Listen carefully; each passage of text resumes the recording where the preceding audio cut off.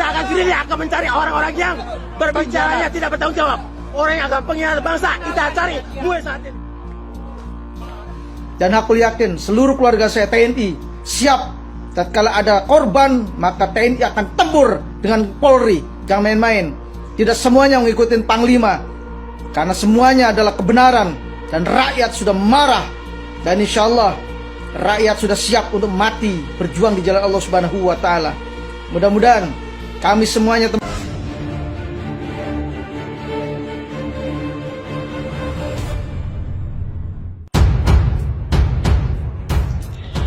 Mahkamah militer memvonis Ruslan Buton sebagai pembunuh, namun di mata warga dia seorang pahlawan. Tak peduli masa lalumu kelam, yang penting hari ini kau pahlawan. Sekarang ini sedang viral perlawanan politik yang dilakukan oleh Ruslan Buton. Dia adalah seorang tentara yang diberhentikan dari TNI AD. Kesalahannya menurut Mahkamah Militer Ambon terlibat pembunuhan. Selain dipecat, Ruslan juga dihukum penjara 22 bulan. Dia bebas pada akhir 2019. Kalau Mahkamah Militer memvonis Ruslan sebagai pembunuh, tidak begitu halnya di mata warga Kecamatan Lede, Kabupaten Pulau Taliabu, Provinsi Maluku Utara. Warga menganggap Ruslan sebagai pahlawan.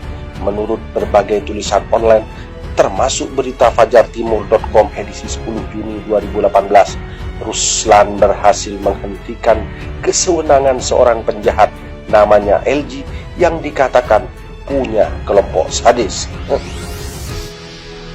Mantan Kapten Angkatan Darat yang berpostur tegap itu saat ini menunjukkan bahwa dia ingin menyelamatkan Indonesia. Tak tanggung-tanggung, dia menulis surat terbuka yang divideokan. Video itu kemudian viral sejak 18 Mei 2020. Di dalam orasi video itu, Ruslan meminta agar Presiden Jokowi mengundurkan diri. Dikutip dari CNN Indonesia, Ruslan berkata, namun bila tidak mundur, bukan menjadi sebuah keniscayaan akan terjadinya gelombang gerakan revolusi rakyat dari seluruh elemen masyarakat, seluruh komponen bangsa dan berbagai suku, ras, dan agama.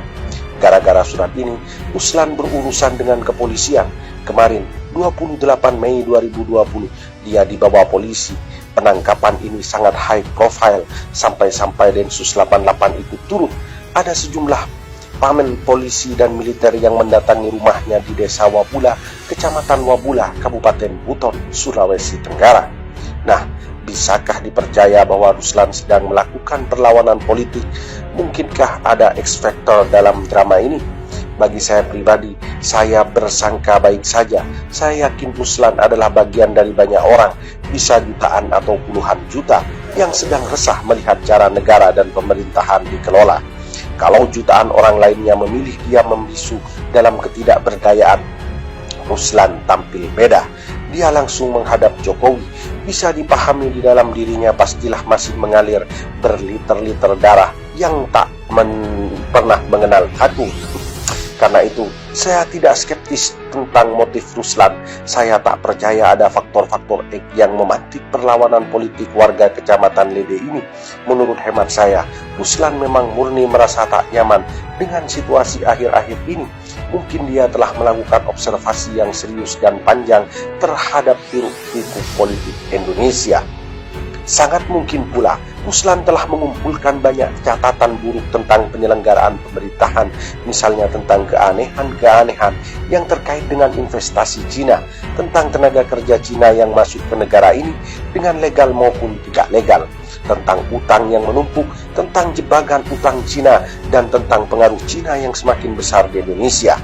Boleh jadi Ruslan mengikuti berita, laporan, komentar, dan lain sebagainya mengenai makin banyaknya impor produk makanan, pertanian, dan manufaktur yang datang dari Cina, sehingga seperti dikatakan banyak orang, Ruslan pun berkesimpulan bahwa apa saja yang diperlukan Indonesia didatangkan dari Cina, sehingga pula kedaulatan negara ini bagaikan berpindah ke genggaman Cina.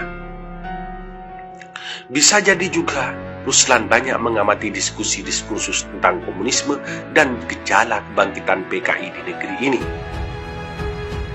tentang sisa-sisa PKI yang semakin percaya diri, tentang pemameran lambang atau simbol PKI dan komunisme yang semakin sering terjadi di berbagai pelosok negeri. Mungkin pula Ruslan ikut mengamati ketimpangan dalam penegakan hukum dan keadilan. Boleh jadi mantan tentara ini sependapat dengan banyak orang bahwa hukum hanya dibuat untuk mengikat rakyat jelata, tidak untuk elit politik dan elit ekonomi bisnis, tidak untuk para pengusaha dan konglomerat rakus yang mengeruk kekayaan Indonesia tanpa syarat dan tanpa batas. Barangkali semua ini membisikkan kekhawatiran ke telinga Ruslan yang kemudian mungkin menggiring pikirannya untuk menyimpulkan bahwa kedaulatan rakyat atas NKRI ini sedang terancam. Wallahu a'lam. Lantas apakah Ruslan Buton sendirian? Tampaknya tidak. Sekarang ini sudah bermunculan tagar-tagar yang bertajuk dukungan untuk Pak Kapten. Baik, Asy'ari Usman. Selanjutnya, yang paling penting bagi tentara adalah moralitas dan semangat juangnya. Ini pun dipaprasin. Begitu saya turun, maka semua yang terbaik dicabut. Kepala Badan Intelijen Strategis, Majen TNI Ilyas, dialah yang menyelesaikan Poso. Silakan diskusi dengan siapapun, siapa yang menyelesaikan Poso. Tetapi dicopot sampai dengan sekarang tanpa jabatan. Termasuk Direktur A, Komandan Satuan Tugas Intelijen yang membongkar senjata, sekarang pun copot tanpa jabatan. Investasi sumber daya manusia di TNI itu adalah jabatan-jabatan tersebut. Panglima Divisi Infanteri 1, Panglima Divisi Infanteri 2 dicopot sampai dengan sekarang tanpa jabatan. Komandan Jenderal Kopassus masuk Pangdam 13 Merdeka dicopot sampai sekarang tidak ada jabatan. Dan saya tidak salah menyebutkan orang-orang yang bermasalah menempati jabatan-jabatan strategis. Yang paling penting adalah setiap prajurit bertanya, apa tolak ukur keberhasilan? Padahal prajurit bukan itu yang dicari. Tidak bisa menghadirkan TNI dengan cara itu. Karena setiap prajurit TNI, termasuk punawirawan yang ada di sini, dalam hati nuraninya, dalam pikirannya, bukan mencari harta dan jabatan. Tetapi setiap prajurit TNI yang dicari adalah kapan dan bagaimana supaya saya bisa jadi pahlawan. Tidak mungkin bisa dikerdilkan. Oh, rakyatnya saja berusaha untuk jadi pahlawan di sini, buktinya kok. Apalagi TNI-nya. Merasakan kebangkitan komunis sejak beberapa tahun yang lalu, tadi sudah disampaikan oleh adik satu, sejak dihilangkannya pelajaran PMP dirubah, sejak dihilangkannya sejarah perjuangan bangsa sekarang dihilangkan, Pak. Artinya generasi kita muda sekarang ini sudah tidak tahu sejarah, Pak. Mereka sudah tahu PKI itu masa bodoh, nggak berbahaya.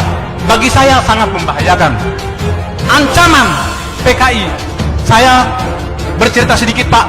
Apakah para pekerja Cina, TKA Cina yang masuk ini bukan merupakan ancaman, Pak? Saya dari Ternate, Pak. Saya dinas terakhir sebagai komandan kompi di Satuan 732 Raider di Ternate. Setiap saya pulang jam 2 malam penerbangan, di bandara itu hampir penuh dengan orang-orang Cina. Tidak bisa berbahasa Indonesia. Bayangkan, Pak. Saya contohkan satu. Sebentar, Pak. Ini menyangkut kedaulatan negara, Pak. Ya, singkat Pak. Kan? Ya. Sudah setengah 2 ini. Betul. Sedikit saya minta waktunya, Pak. Ini menyangkut kedaulatan bangsa dan negara. Jadi, saya ada kasus ketika saya melaksanakan satgas di Pulau Taliabu. Di situ ada kelompok Cina yang banyak sekali. Ketika saya bertanya kepada kepala desa dan saya panggil 5 orang, saya panggil, tidak bisa berbahasa Indonesia, tidak bisa berbahasa Cina, berbahasa Inggris, dan tidak punya paspor, tidak punya visa. Dan saya tangkap. Malam hari saya didatangin satu letkol polisi, AKBP polisi, satu mayor tentara untuk menebus atau memanggil menjemput mereka. Saya tolak dengan ada imbalan satu kantong plastik uang. Saya tolak. Baik, Pak. Baik, Pak. Singkat, Pak. Ya. Sudah Artinya lebih. bahwa negara kita sekarang dalam ancaman, Pak. Negara kita dalam ancaman. Jadi saya mohon harus ada ketegasan dari pemerintah, baik Bapak Fadli, mungkin dibikin dalam bentuk MPR agar